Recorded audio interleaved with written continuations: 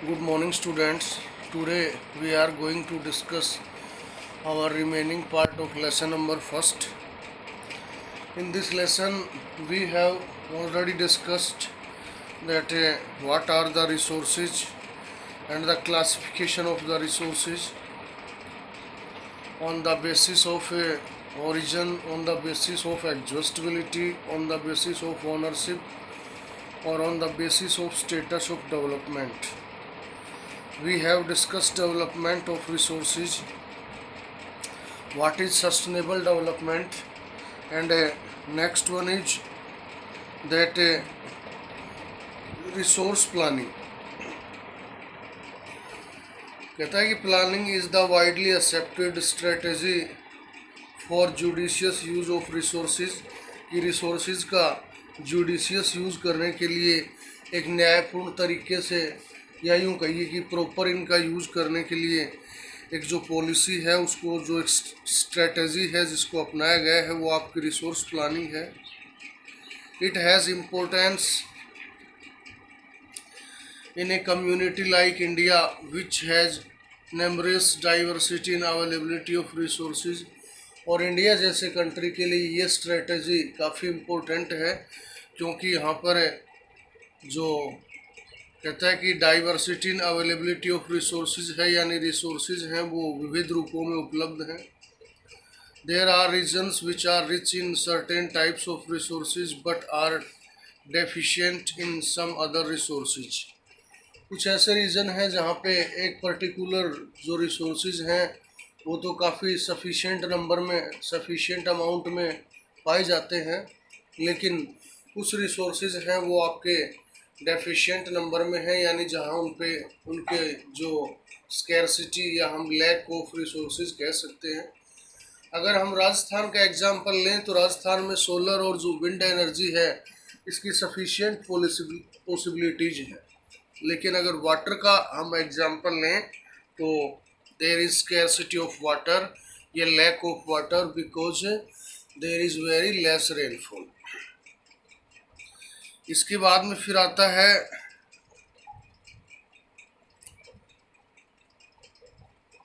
For example the state of Jharkhand, Chhattisgarh and Madhya Pradesh are rich in minerals and coal deposits. इसने example दिया है आपके झारखंड, छत्तीसगढ़ और मध्य प्रदेश का, जहाँ पे कोल डिपॉजिट्स यानी कोयले के खादान काफ़ी तादाद में हैं. Arunachal Pradesh has abundance of water resources but lacks in infrastructural development. Arunachal Pradesh में वाटर रिसोर्सेज तो काफ़ी हैं, लेकिन इंफ्रास्ट्रक्चरल डेवलपमेंट, वहाँ पे जो ढांचागत विकास है उसकी कमी है. The state of Rajasthan is very well endowed with solar and wind energy but lack in water resources. ये एग्जाम्पल हमने अभी पढ़ा ही था कि राजस्थान में आपका सोलर और जो विंड एनर्जी है वो तो सफिशिएंट अमाउंट में है, लेकिन जो वाटर रिसोर्सेज है उसकी कमी है वहाँ पे. The cold desert of Ladakh is relatively isolated from the rest of the country. जो कोल्ड रीजन है लद्दाख का वो कहता है कि रेस्ट ऑफ द कंट्री यानी बचे हुए देश से एक तरह से कटा हुआ है, अलग थलग पड़ा हुआ है. It has very rich cultural heritage but it is deficient in water. यहाँ पे कहता है कल्चरल हेरिटेज की काफ़ी पॉसिबिलिटीज़ हैं, जो सांस्कृतिक विरासत है वो काफ़ी तादाद में अच्छे अमाउंट में वहाँ पे अवेलेबल है, लेकिन डेफिशिएंट इन वाटर, लेकिन पानी की यहाँ पे कमी है. Infrastructure and some vital minerals, infrastructure और कुछ दूसरे इम्पोर्टेंट जो मिनरल्स हैं वो भी यहाँ पे नहीं पाए जाते. कहता है this call for balanced resource planning in the national, state या रीजनल और लोकल लेवल्स.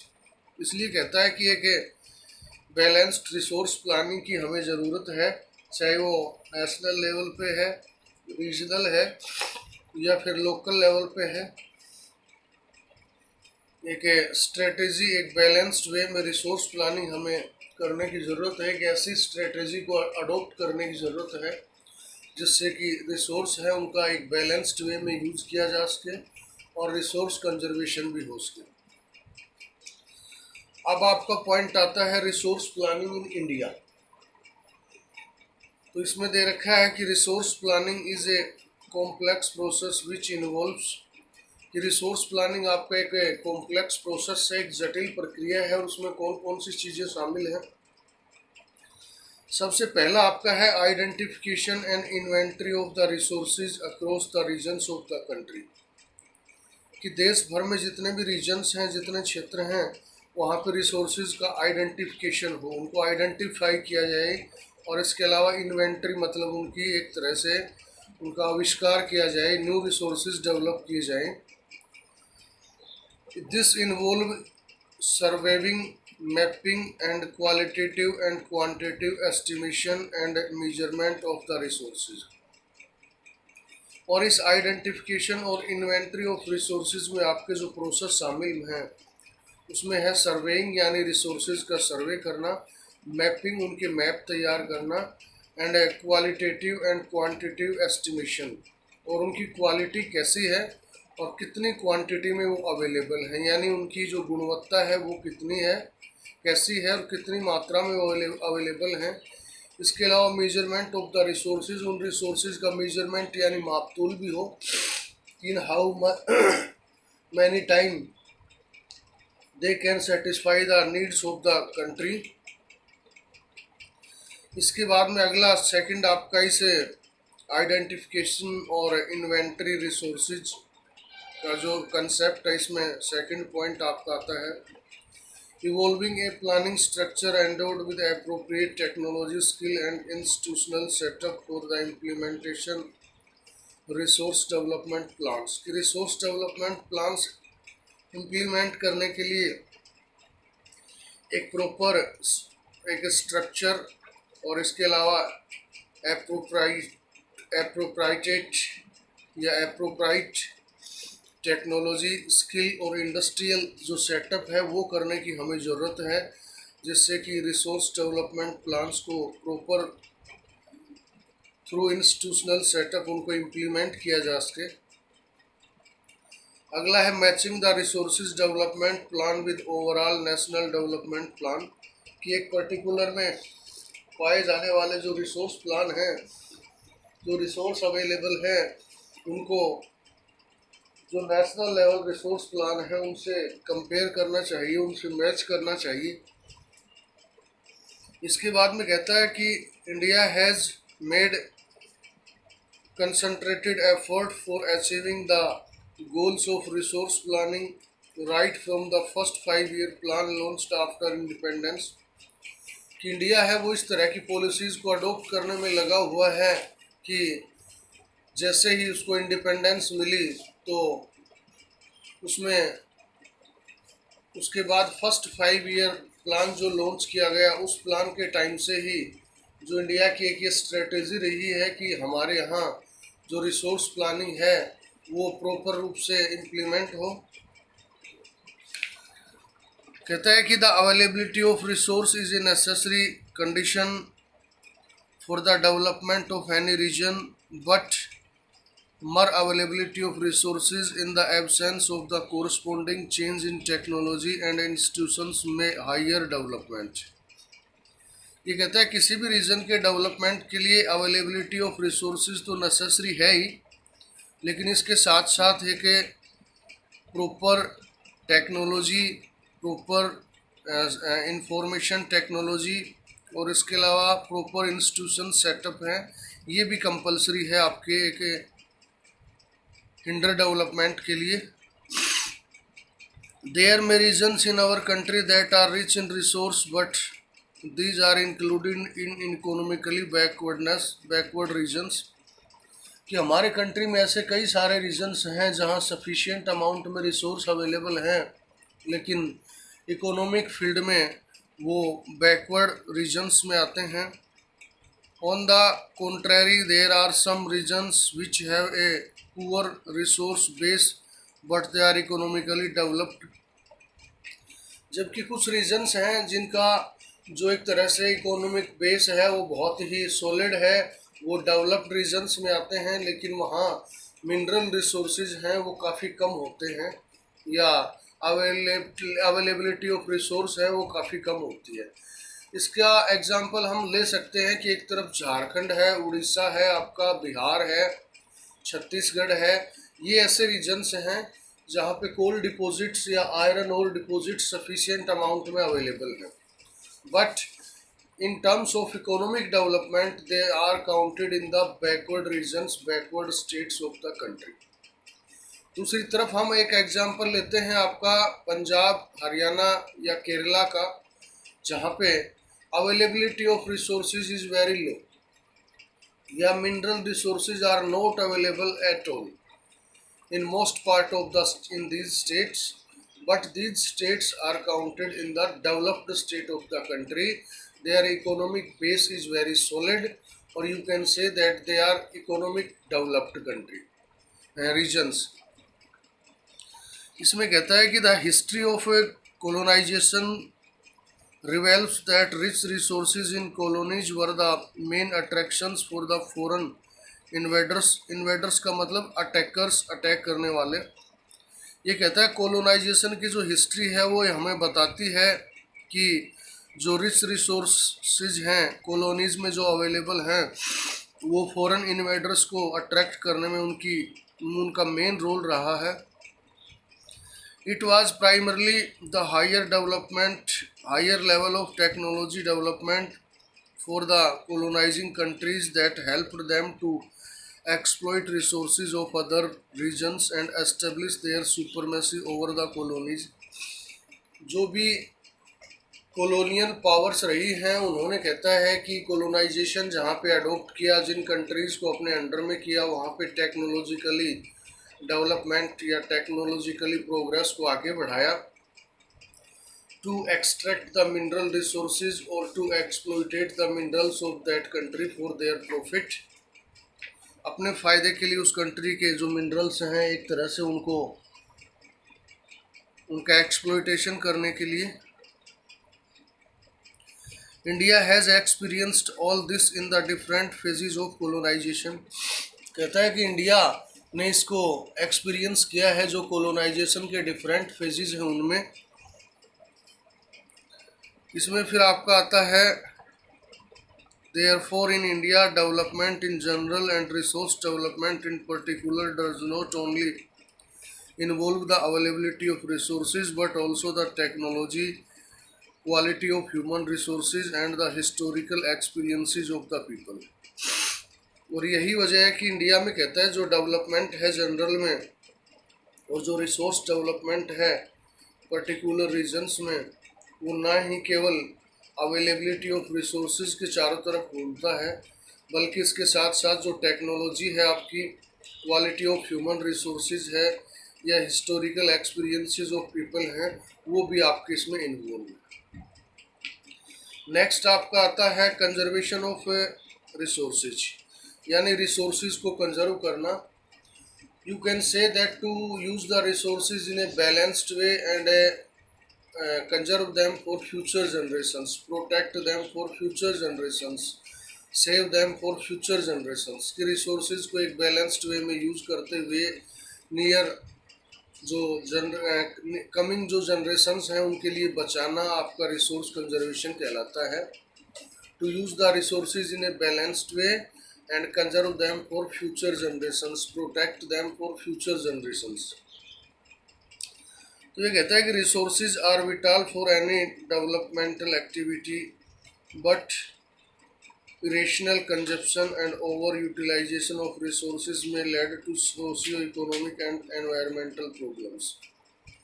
कि रिसोर्सेज हैं ये कहता है कि इम्पोर्टेंट हैं डेवलपमेंटल एक्टिविटीज़ के लिए, लेकिन इनका ओवर यूटिलाइजेशन है या ओवर एक्सप्लोइटेशन है इन रिसोर्सेज का, इससे काफ़ी सारी सोशियो इकोनॉमिक और एनवायरमेंटल जो प्रॉब्लम्स हैं वो क्रिएट हो गई है। इसका एग्जांपल है different environmental pollutions are there, different types of pollutions are there in our environment, for example air pollution, water pollution, noise pollution etcetera. To overcome these problems resource conservation at various levels is important. कहता है कि इस तरह की जो समस्याएं हैं उनको मिटाने के लिए, उनसे ओवरकम यानी उनसे निजात पाने के लिए रिसोर्स कंजर्वेशन है, ये वेरियस लेवल पे इम्पोर्टेंट है। This had been the main concerns of the leaders and thinkers in the past. हमारे पास्ट में भी कहता है जो लीडर्स हैं या एक तरह से जो थिंकर्स हैं उनका एक मेन कंसर्न, मेन टॉपिक रहा है ये।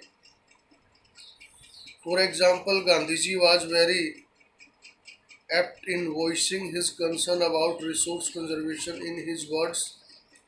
जैसा कि गांधी जी ने रिसोर्स कंजर्वेशन को इम्पोर्टेंट मानते हुए अपने ही वर्ड्स में इसको एक्सप्लेन किया था कि there is enough for everyone's need, कि सभी की ज़रूरतों के लिए काफ़ी तादाद में जो संसाधन है वो मौजूद हैं। And not for anybody's greed, बल्कि जो किसी एक पर्टिकुलर व्यक्ति के लालच को मिटाने के लिए नहीं। यानी gift have given different types of resources to satisfy our needs, but they are not available to satisfy any particular person greed. इसमें कहता है he placed the greedy and selfish individuals and exploitative nature of modern technology as the root cause of the resource depletion at the global level. Gandhi ji का ये मानना था कि at present जो developed countries हैं उनके जो ओवर एक्सप्लॉयटेशन ऑफ रिसोर्सेज की जो पॉलिसीज़ हैं या जो टेक्नोलॉजिकल डेवलपमेंट है, that is the root cause for the resource development at the global level. Global level पर रिसोर्स डेवलपमेंट के लिए एक ये इसकी जड़ है। It was against mass production and wanted to replace it with the production by the masses. उनका ये मानना था कि जो लार्ज स्केल पे प्रोडक्शन है, ओवर एक्सप्लॉयटेशन ऑफ रिसोर्सेज है, ये गलत है, ये नहीं होना चाहिए, बल्कि एक बैलेंस्ड वे में जो रिसोर्सेज हैं उनको यूज़ किया जाना चाहिए। At the international level the club of Rome advocated measures resource conservation for the first time in a more systematic way in 1968। International level पे क्लब ऑफ रोम है, उसने भी रिसोर्स कंजर्वेशन को एडवोकेट किया था। एडवोकेटेड मतलब उसका समर्थन किया था, सपोर्ट किया था फर्स्ट टाइम पे एक मोर सिस्टमेटिक वे में इन 1968 में। Subsequently, in 1974, Gandhiji's philosophy was once again presented by Suchumachar in his book Small is Beautiful। बाद में कहता है कि गांधी जी की जो पॉलिसी है उसको दोबारा से जो सुचुमाचर है उसने अपनी एक बुक में फोकस किया है। उसमें बुक का नाम है small is beautiful. The seminal contribution with respect to resource conservation at the global level was made by the Brundtland Commission Report 1987। और कहता है ये ब्रूटलैंड कमीशन रिपोर्ट है, इसमें भी रिसोर्स कंजर्वेशन को 1987 में फोकस किया गया था।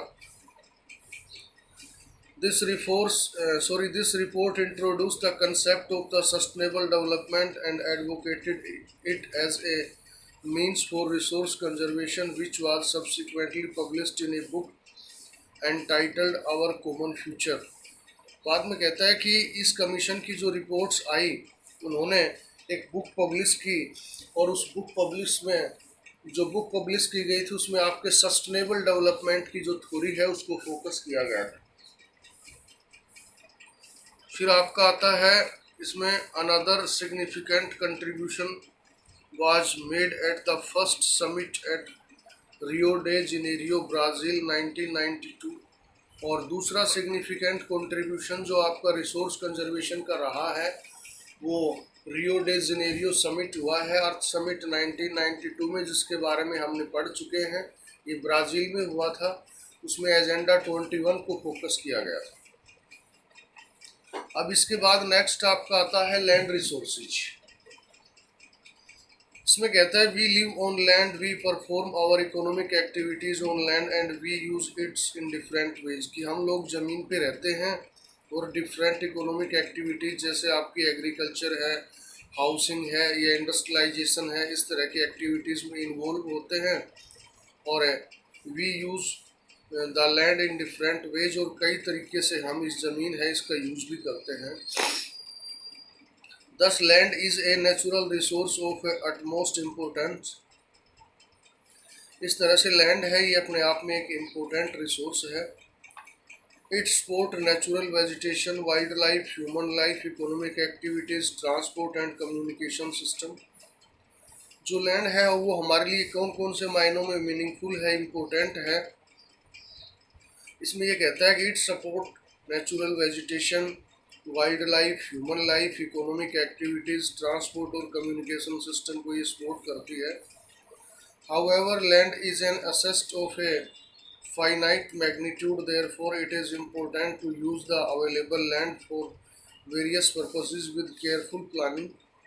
लैंड अपने आप में कहता है कि एक फ्री गिफ्ट ऑफ नेचर है और एक इम्पोर्टेंट रिसोर्स है, इसलिए हमें जो लैंड यूज है उसको एक प्रॉपर लैंड डेवलपमेंट प्रोग्राम के अकॉर्डिंग ही उसको यूज़ करना चाहिए। प्रॉपर जो आपका लैंड डेवलपमेंट स्कीम्स हैं उनको इम्प्लीमेंट करते हुए यूज करना चाहिए। कहता है India has land under a variety of relief features, कि इंडिया में जो लैंड है वो अवेलेबल है a variety of relief features के अकॉर्डिंग, यानी काफ़ी सारे रिलीफ फीचर्स इंडिया में पाई जाती हैं, जैसे कि आपका फॉर एग्जांपल माउंटेन्स है, प्लेट्यूज हैं, प्लेन्स हैं और आइलैंड्स। इसके अलावा आपके डेजर्ट भी है। कहता है about 43% of the land area in plain which provide facilities for agriculture and industry. लगभग कहता है 43% ऑफ लैंड एरिया है जो एक तरह से प्लेन के रूप में है, जो फैसिलिटीज़ प्रोवाइड करता है एग्रीकल्चर और इंडस्ट्री के लिए। Mountains account for 30% of the total surface area of the country and ensure period flow of some rivers. जो माउंटेन्स हैं वो कहता है कि हमारे कंट्री का 30% टोटल सरफेस एरिया को कवर करती हैं, और पीरियड का मतलब होता है कंटिन्यू। पीरियड रिवर्स होती हैं, they have water through out the years, और इस तरह से पूरी साल बहने वाली नदियों के लिए एक वाटर रिसोर्स अवेलेबल करवाते हैं। इसके अलावा भी जो माउंटेन्स हैं they provide facilities for tourism and ecological aspects. Tourism के लिए या टूरिस्ट के लिए भी वो एक टूरिस्ट स्पॉट के रूप में अच्छी फैसिलिटीज़ प्रोवाइड करवाते हैं। और इसके अलावा हम यूँ कहें कि इकोलॉजिकल जो एस्पेक्ट्स हैं वो भी कहता है कि इससे जुड़े हुए हैं। About 27% area of the country is the plateau region, और हमारे कंट्री का जो 27% एरिया है वो आपका एक प्लेटू रीजन के रूप में है। It possesses rich reserves of minerals, fossil fuels and forest, और इसमें काफ़ी तादाद में जो आपके रिजर्व्स ऑफ मिनरल्स यानी मिनरल्स के जो स्टॉक हैं, रिजर्व्स हैं वो अवेलेबल हैं, जो खनिज हैं उनके भंडार हैं वो अवेलेबल हैं। इसके अलावा फॉसिल फ्यूल्स, आपके फॉसिल फ्यूल्स में जैसे पेट्रोलियम प्रोडक्ट्स हैं, नेचुरल गैस है, ये भी इस प्लेट्यू एरिया में अवेलेबल हैं। और इन सब के अलावा फॉरेस्ट हैं वो भी काफ़ी तादाद में वहाँ पे अवेलेबल है। अब नेक्स्ट आता है आपका लैंड यूज पैटर्न। तो लैंड यूज पैटर्न में हम पढ़ेंगे land use pattern in India, कि how the land is used for the peoples to satisfy their needs, how the land is used by the peoples in various methods। तो land resources are used for the following purposes. Land है उसको कौन कौन से purposes के लिए use किया जाता है, तो इसमें सबसे पहला जो दे रखा है वो है फॉरेस्ट। तो near about you can say that 22% forest area, total surface area of our country is covered by the forest, and forests are very important resources. They are very necessary to maintain the ecological balance, or they provide many things to satisfy our basic or day-to-day needs। अगला है आपका land not available for cultivation.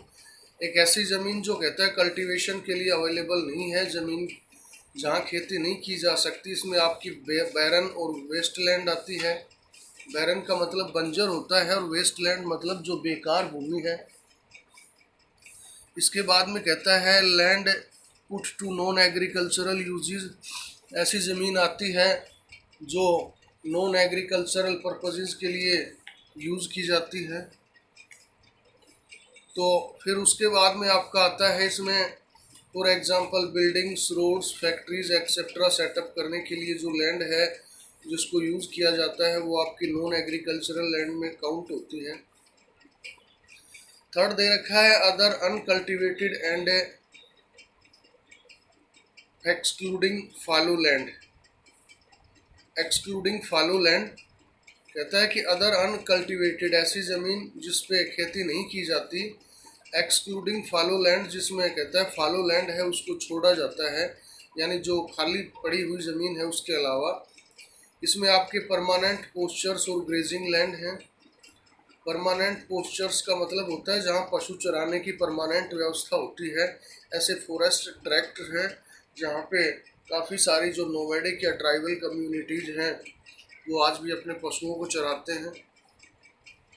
इसके अलावा land under miscellaneous tree crops groves not included in net sown area, जो ऐसी ज़मीन है जहाँ पे काफ़ी पेड़ उगे हुए हैं और उसमें नेट सोन एरिया यानी जिस एरिया में फसल बोई जाती है वो शामिल नहीं है। इसके अलावा आपकी culturable waste land left uncultivated for more than 5 agricultural years, ऐसी ज़मीन है जिस पे खेती तो की जा सकती है लेकिन 5 सालों से जिसको बंजर छोड़ा गया है, 5 सालों से जिस पे खेती नहीं की गई है। अब है आपका फॉलो लैंड्स। फॉलो लैंड्स में आपकी करंट फॉलो है जिसको लेफ्ट विदाउट कल्टीवेशन फॉर 1 और लेस देन 1 एग्रीकल्चरल ईयर, कि ऐसी खाली ज़मीन जिसको 1 साल या 1 साल से कम समय से खाली छोड़ा गया है जिस पर खेती नहीं की गई है। अदर देन करंट फॉलो, जो हाल ही में खाली छोड़ी गई ज़मीन है उनके अलावा left uncultivated for past 1 to 5 agricultural years, ऐसी ज़मीनें जिन पे 1 से पिछले 5 साल से खेती नहीं की गई है। अब आता है आपका net sown area. Area sown more than once in an agricultural year plus net sown area in known as gross cropped area, कि ऐसा एरिया जिसको सोन एरिया के रूप में दिखाया जाता है एक एग्रीकल्चरल ईयर्स में, प्लस नेट सोन एरिया एक ऐसा क्षेत्र जिसमें फसलें बोई जाती हैं उसको ग्रोस क्रॉप्ड एरिया के नाम से जाना जाता है। इसके बाद में फिर आपका नेक्स्ट आता है land use patterns in India. How the land is used in India, या what are the different land use patterns in India. What are the different patterns that are used by the peoples in India for this purpose? कहता है कि the use of land is determined both by physical factors such as topography, climate, soil types as well as human factors such as population density, technological capability and culture and traditions etc. तो use of land है वो कहता है काफ़ी सारे बहुत physical factors और इसके साथ साथ जो कल्चरल फैक्टर्स हैं उन पे डिपेंड करता है इसका यूज। इसमें जैसे आपकी टोपोग्राफी है, टोपोग्राफी का मतलब है कि which type of area in forms of mountain और इन फॉर्म्स ऑफ प्लेट्यू और इन फॉर्म्स ऑफ प्लेन्स।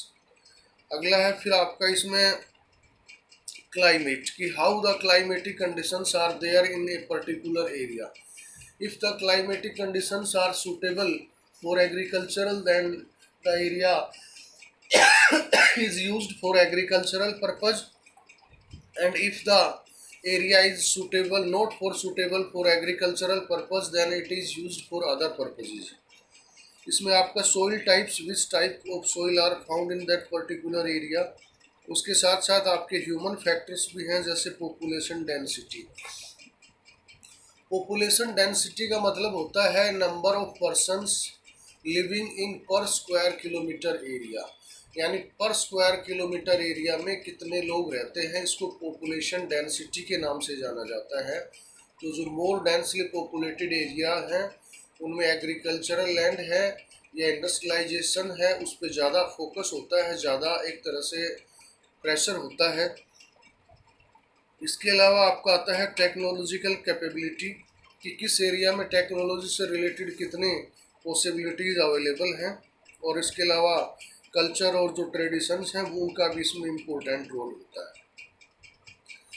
कहता है कि total geographical area of India is 3.28 million square kilometre land use data.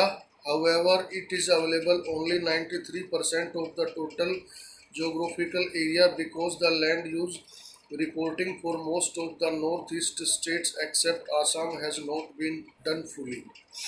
कि इंडिया का जो टोटल जोग्राफिकल एरिया है वो 3.28 मिलियन स्क्वायर किलोमीटर है, लेकिन जो अवेलेबिलिटी ऑफ लैंड है 93% है, उसका टोटल जोग्राफिकल एरिया ही यूजेबल है, क्योंकि लैंड यूज है वो most of the north eastern states except Assam, आसाम के सिवाय has not been fully done fully, पूरी तरह से उसको यूज नहीं किया जा सकता।